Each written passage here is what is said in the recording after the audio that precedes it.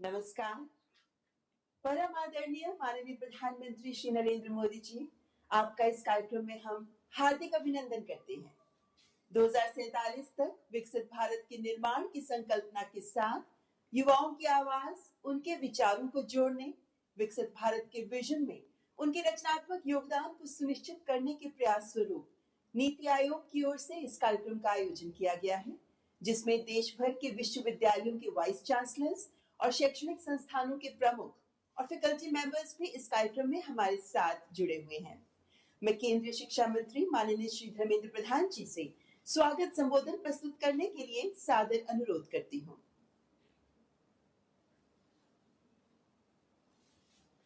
माननीय राज्यपाल एवं उपराज्यपाल समूह, प्रतिष्ठित कुलपति, निर्देशक और उच्च शिक्षा संस्थानों की सभी आदरणीय फैकल्टी समूह, नमस्कार। आजादी के 75 वर्ष पूरे होने पर हमारी यशस्वी प्रधानमंत्री श्री नरेंद्र मोदी जी ने देश की लाल किले से देश की आने वाले विकास के लिए, आने वाले रोड मैप बनाने के लिए एक नई दृष्टिकोण दिया है, विकसित भारत बनाने के लिए आह्वान किया है। हमारी देश की आज़ादी की 100 साल पूरे होने पर विकसित भारत के साथ एक नए भारत की निर्माण की उनकी अटूट प्रतिबद्धता ने करोड़ों लोगों के दिल में महत्वाकांक्षा और आशा की दीपक जलाया है। मित्रों, प्रधानमंत्री जी कहते हैं यही समय सही समय है। मित्रों, पिछले सदी में, 20वीं सदी में जब तीसरे दशक तक हम पहुंचे थे, देश की एक तबका आजादी की लड़ाई लड़ रहे थे, दूसरे तबका आने वाले दिनों में, आने वाले सदी में देश कैसे होगा, इसके लिए शिक्षा के आधार पे नई सपने संजो रहे थे, योजना बना रहे थे। आज आवश्यकता है हम समाज की सभी घटकों को, विशेष करके शिक्षाविदों को, विद्यार्थियों को, शिक्षा से जुड़े हुए सभी दायित्ववान लोगों को इकट्ठा करके विकसित भारत की इस विमर्श में जोड़ने की आवश्यकता है। शिक्षा विभाग की ओर से अभी देश में अमृतकाल विमर्श विकसित भारत 2047 की एक सीरीज ऑफ डायलॉग चल रहा है। उसी को आगे बढ़ाते हुए आज हम सभी का परम सौभाग्य है उसको एक जन आंदोलन की रूप देने के लिए प्रधानमंत्री नरेंद्र मोदी जी ने खुद आज देश की सभी मान्यगण्य शिक्षाविदों को, उसके माध्यम से देश की शिक्षा जगत को संबोधित करने का एक अवसर हम सभी के लिए बनाया है। मित्रों, इस विमर्श में नया आशा, आकांक्षा समाज की सभी विषयों के ऊपर, राजनीति, समाज नीति, अर्थनीति, टेक्नोलॉजी, इनोवेशन, नई रोजगार की सृजन और विश्व की एक नया दृष्टिकोण बनाने के लिए आज प्रधानमंत्री जी देश के सामने नया कल्पना रख रहे हैं। हमारी सारे एजुकेशन इंस्टीट्यूशन इसकी द्योतक बननी चाहिए। आज हमारी दायित्व है इस विमर्श को देश की नई पीढ़ी के अंदर हमारे कुलपति, हमारे डायरेक्टर्स, हमारे प्रोभोस्ट, हमारे सारे फैकल्टी, जैसे आजादी की लड़ाई के समय में सभी के अपने अपने दायित्व था, आज प्रधानमंत्री जी ने आह्वान किया है सभी को अपना कर्तव्य करना पड़ेगा। मित्रों, आइए आज हम लोग अपने कर्तव्य की, अपने हिस्सा की जिम्मेवारी को संभालें और अमृत काल में विकसित भारत हम सभी की जीवन की एक बड़े लक्ष्य हो। हम सभी की योगदान में शिक्षा को आधार करके हमारी व्यापक परिवार एक नया भारत, नया विश्व की सृजन करे। G20 की मंच पे प्रधानमंत्री जी ने विश्व को एक नया मार्गदर्शन किया है वसुधैव कुटुंबकम की। आज उसी कड़ी में हम शिक्षा जगत से एक अमृत निकालें, जिसमें हम माननीय प्रधानमंत्री की जो आज मार्गदर्शन रहेगा, जो आह्वान रहेगा, इसी को आज एक जन आंदोलन को एक प्रजातांत्रिक तरीके से साकार करने के लिए सभी की योगदान चाहिए, सभी की विमर्श चाहिए। मैं हम सब की ओर से माननीय प्रधानमंत्री जी का पुनः आभार प्रकट करता हूं और उनको निवेदन करता हूं हम सभी को आह्वान करें, मार्गदर्शन करें।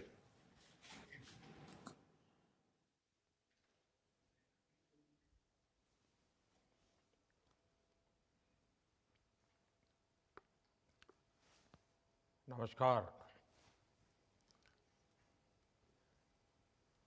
केंद्रीय मंत्रिमंडल के मेरे सहयोगी धर्मेंद्र प्रधान जी, देश भर से हमारे साथ जुड़े राज्यपाल श्री, शिक्षा जगत के महानुभाव, देवी और सज्जनों, आज विकसित भारत के संकल्पों को लेकर बहुत ही अहम दिन है। मैं सभी गवर्नर्स को विशेष बधाई दूंगा कि उन्होंने विकसित भारत के निर्माण से जुड़ी इस वर्कशॉप का आयोजन किया है। देश की युवा शक्ति को दिशा देने का दायित्व जिन साथियों पर है, उनको आप एक मंच पर लाए हैं। शिक्षण संस्थानों की भूमिका व्यक्ति निर्माण की होती है और व्यक्ति निर्माण से ही राष्ट्र निर्माण होता है।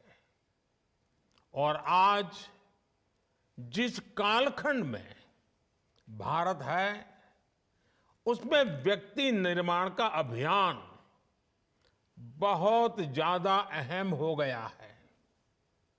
मैं आप सभी को वॉइस ऑफ यूथ वर्कशॉप की सफलता के लिए अग्रिम शुभकामनाएं देता हूं। साथियों, हर देश को इतिहास एक ऐसा कालखंड देता है जब वो अपनी विकास यात्रा को कई गुना आगे बढ़ा लेता है। ये एक तरह से उस देश का अमृतकाल होता है। भारत के लिए ये अमृतकाल इसी समय आया है।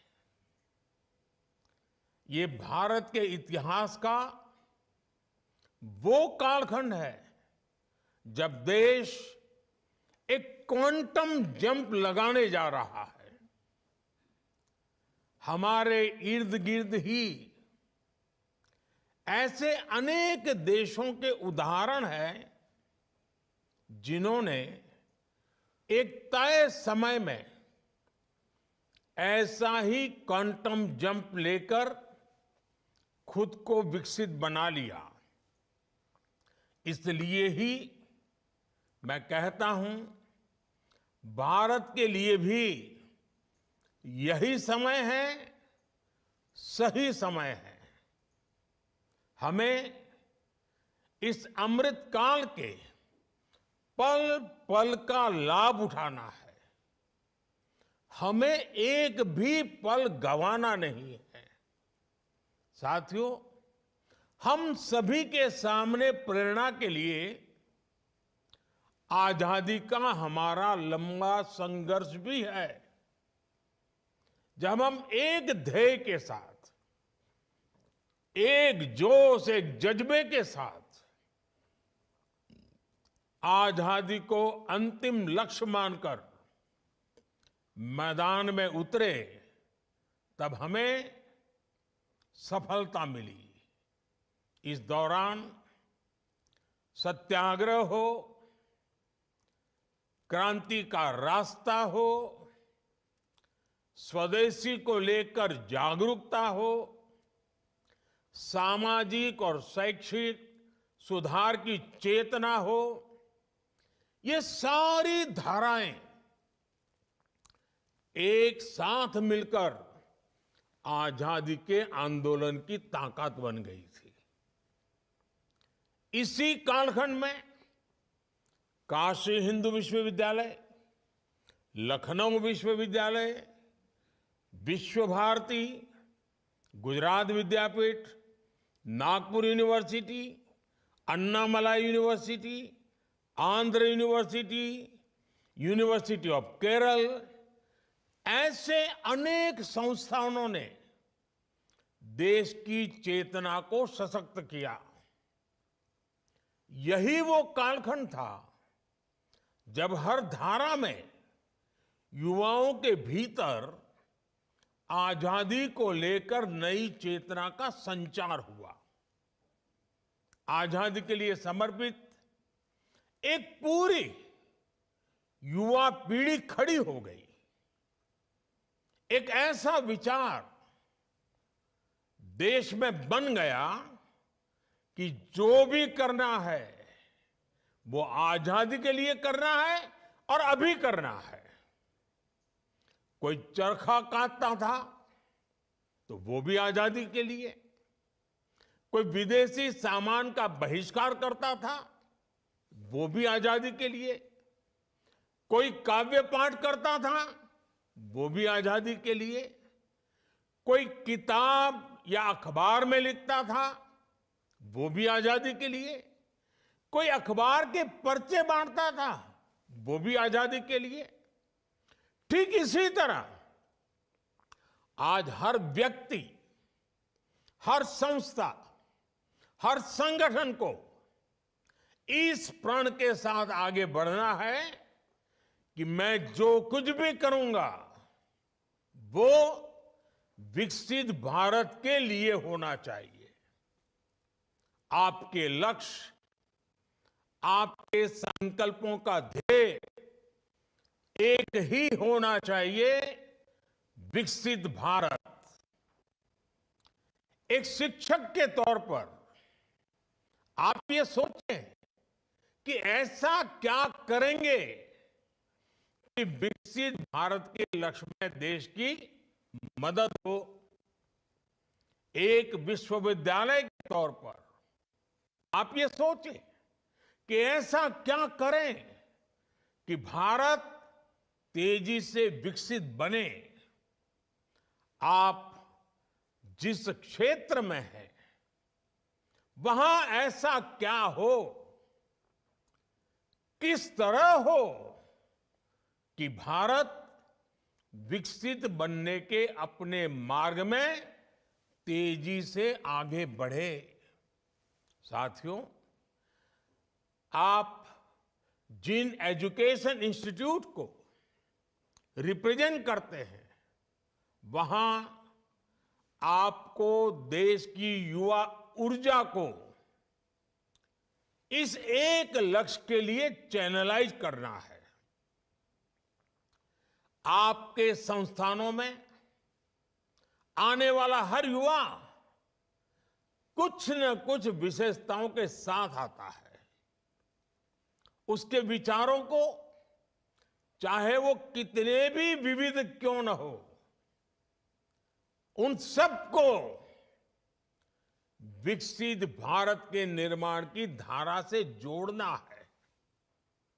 मैं चाहूंगा कि आप सभी विकसित भारत @2047 के विजन में कंट्रीब्यूट करने के लिए अपने दायरे से बाहर जाकर भी सोचें, आउट ऑफ बॉक्स सोचें।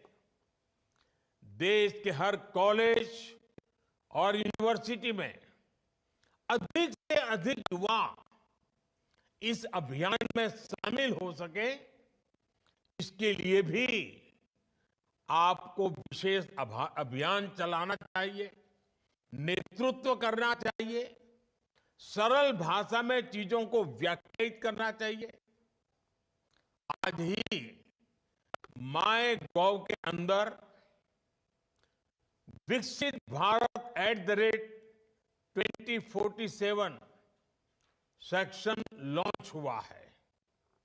इसमें विकसित भारत के विजन के लिए आइडियाज का एक सेक्शन है।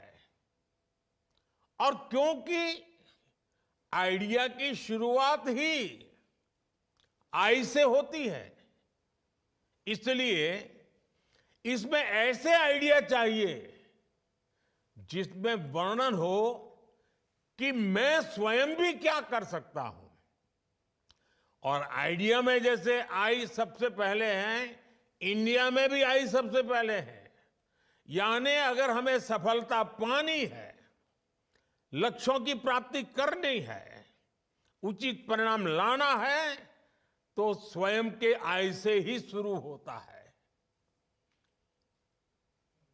इस माय गॉव पर, इस ऑनलाइन आइडियाज के पोर्टल पर 5 अलग अलग थीम्स पर सुझाव दिए जा सकते हैं। सबसे बेहतरीन 10 सुझावों के लिए पुरस्कार की भी व्यवस्था की गई है। साथियों, जब मैं सुझावों की बात करता हूं तो आपके सामने खुला आसमान है। हमें देश में एक ऐसी अमृत पीढ़ी को तैयार करना है जो आने वाले वर्षों में देश की कर्णधार बनेगी, जो देश को नेतृत्व और दिशा देगी। हमें देश के एक ऐसी नौजवान पौध को तैयार करना है जो देश हित को सर्वोपरि रखते, जो अपने कर्तव्यों को सर्वोपरि रखें। हमें सिर्फ शिक्षा और कौशल तक ही सीमित नहीं रहना है। एक नागरिक के तौर पर 2400 घंटे देश के नागरिक कैसे सजग रहें, इस दिशा में भी प्रयास बढ़ाने आवश्यक है। हमें समाज में वो चेतना लानी है, कैमरे लगे हो या न लगे हो, लोग ट्रैफिक की रेड लाइट जंप न करें। लोगों में कर्तव्य बोध इतना ज्यादा हो कि वो समय पर दफ्तर पहुंचे, अपने दायित्वों को निभाने के लिए आगे बढ़कर काम करें। हमारे यहां जो भी प्रोडक्ट बने उसकी क्वालिटी इतनी बेहतर हो कि मेड इन इंडिया देखकर लेने वाले का गर्व और बढ़ जाए। जब देश का हर नागरिक जिस भी भूमिका में है, जब वो अपने कर्तव्यों को निभाने लगेगा तो देश भी आगे बढ़ चलेगा। अब जैसे प्राकृतिक संसाधनों के इस्तेमाल से जुड़ा विषय है, जब जल संरक्षण को लेकर गंभीरता बढ़ेगी, जब बिजली बचाने को लेकर गंभीरता बढ़ेगी, जब धरती मां को बचाने के लिए केमिकल का इस्तेमाल कम होगा, जब पब्लिक ट्रांसपोर्ट के ज्यादा से ज्यादा इस्तेमाल के प्रति गंभीरता होगी, तो समाज पर, देश पर, हर क्षेत्र में बहुत ज्यादा सकारात्मक प्रभाव पड़ेगा। मैं ऐसे कितने ही उदाहरण आपको गिना सकता हूं। आप भी मानेंगे कि छोटी छोटी बातें हैं, लेकिन इनका इंपैक्ट बहुत बड़ा होता है। स्वच्छता के जन आंदोलन को नई ऊर्जा कैसे दी जाए, इसके लिए भी आपके सुझाव अहम होंगे। हमारे युवा आधुनिक लाइफस्टाइल के साइड इफेक्ट का मुकाबला करें, इसके लिए आपके सुझाव अहम होंगे। मोबाइल की दुनिया के अलावा बाहर की दुनिया भी देखें, ये भी उतना ही जरूरी है। एक शिक्षक के तौर पर आपको ऐसे कितने ही विचारों की सीडिंग वर्तमान और अगली पीढ़ी में करनी है, और आपको खुद भी अपने विद्यार्थियों का रोल मॉडल बनना है। देश के नागरिक जब देश के हित की सोचेंगे, तभी एक सशक्त समाज का निर्माण होगा। और आप भी जानते हैं कि जिस तरह समाज का मानस होता है, वैसी ही झलक हमें शासन प्रशासन में भी नजर आती है। मैं अगर शिक्षा के क्षेत्र की बात करूं तो उससे जुड़े भी कितने ही विषय हैं। 3-4 साल के कोर्स के बाद हमारे शिक्षण संस्थान प्रमाण पत्र देते हैं, डिग्रियां देते हैं, लेकिन क्या हमें ये सुनिश्चित नहीं करना चाहिए कि हर छात्र के पास कोई न कोई स्किल अनिवार्य रूप से हो? ऐसी चर्चाएं, इससे जुड़े सुझाव ही विकसित भारत की यात्रा का मार्ग स्पष्ट करेंगे। इसलिए आपको अपने हर कैंपस, हर संस्थान और राज्य के स्तर पर इन विषयों पर मंथन की एक व्यापक प्रक्रिया के रूप में आगे बढ़ना चाहिए।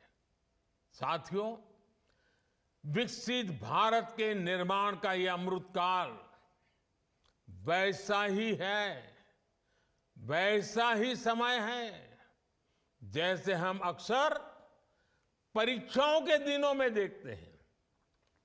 विद्यार्थी अपने परीक्षा के प्रदर्शन को लेकर बहुत आत्मविश्वासी होते हैं, लेकिन फिर भी अंतिम समय तक वो कोई कोर कसर बाकी नहीं छोड़ता। हर विद्यार्थी अपना सब कुछ झोंक देता है, समय का पल पल एक ही देह से जोड़ देता है, और जब परीक्षा की तारीखें आ जाती हैं, डेट डिक्लेयर हो जाती है, तो ऐसा लगता है पूरे परिवार की परीक्षा की तारीख आ गई है। सिर्फ विद्यार्थी नहीं, बल्कि पूरा परिवार ही एक अनुशासन के दायरे में हर काम करता है। हमारे लिए भी देश के नागरिक के तौर पर परीक्षा की डेट डिक्लेयर हो चुकी है। हमारे सामने 25 साल का अमृतकाल है। हमें 24 घंटे इसी अमृतकाल और विकसित भारत के लक्ष्यों के लिए काम करना है। यही वातावरण हमें एक परिवार के रूप में बनाना, ये हम सबकी सामूहिक जिम्मेवारी है। साथियों, आज दुनिया की आबादी तेजी से बुजुर्ग हो रही है और भारत युवा शक्ति से सशक्त है। एक्सपर्ट बताते हैं कि आने वाले 25-30 वर्षों तक वर्किंग एज पॉपुलेशन के मामले में भारत सबसे अग्रणी रहने वाला है। इसलिए भारत के युवाओं पर पूरी दुनिया की नजर है। युवा शक्ति एजेंट ऑफ चेंज भी है और बेनिफिशियरीज ऑफ चेंज भी है। आज जो युवा साथी कॉलेज और यूनिवर्सिटीज में हैं, उनके कैरियर को भी यही 25 साल तय करने वाले हैं। यही युवा नए परिवार बनाने वाले हैं, नया समाज बनाने वाले हैं। इसलिए ये तय करना कि विकसित भारत कैसा हो, ये हक भी सबसे अधिक हमारी युवा शक्ति को ही है। इसी भाव के साथ सरकार देश के हर युवा को विकसित भारत के एक्शन प्लान से जोड़ना चाहती है। देश के युवाओं की आवाज को विकसित भारत के निर्माण की नीति रणनीति में ढालना चाहती है। युवाओं के साथ आप सबसे ज्यादा संपर्क में रहते हैं, इसलिए इसमें आप सभी साथियों का योगदान बहुत महत्वपूर्ण होने वाला है। साथियों, हमें प्रगति के जिस रोड मैप पर चलना है, वो सिर्फ सरकार तय नहीं करेगी। उसे देश तय करेगा। देश के हर नागरिक का इनपुट उसमें होगा, सक्रिय भागीदारी इसमें होगी। सबका प्रयास यानी जन भागीदारी एक ऐसा मंत्र है जिससे बड़े से बड़े संकल्प सिद्ध होते हैं। स्वच्छ भारत अभियान हो, डिजिटल इंडिया अभियान हो, कोरोना से मुकाबला हो, वोकल फॉर लोकल होने की बात हो, हम सभी ने सबका प्रयास की ताकत देखी है। सबका प्रयास से ही विकसित भारत का निर्माण होना है। आप सभी विद्वज्जन स्वयं भी देश के विकास के विजन को शेप करने वाले लोग हैं, युवा शक्ति को चैनलाइज करने वाले लोग हैं। इसलिए आपसे अपेक्षाएं कहीं अधिक हैं। ये देश का भविष्य लिखने का एक महाअभियान है। आपका हर सुझाव विकसित भारत की इमारत की भव्यता को और निखारेगा। एक बार फिर आप सभी को आज के इस वर्कशॉप की तो शुभकामनाएं देता हूं, लेकिन आज से जो आंदोलन शुभारंभ हो रहा है और मेरा पक्का विश्वास है कि 2047 तक हम विकसित भारत बना सकते हैं, मिलकर के बना सकते हैं। आज यात्रा का आरंभ हो रहा है। नेतृत्व शिक्षाविदों के हाथ में है, नेतृत्व विद्यार्थियों के हाथ में है, नेतृत्व शिक्षण जगत की इंस्टीट्यूशंस के हाथ में है। और ये अपने आप में देश बनाने वाली और स्वयं को भी बनाने वाली पीढ़ी का कालखंड है। उन सब के लिए मेरी बहुत बहुत शुभकामनाएं हैं। धन्यवाद।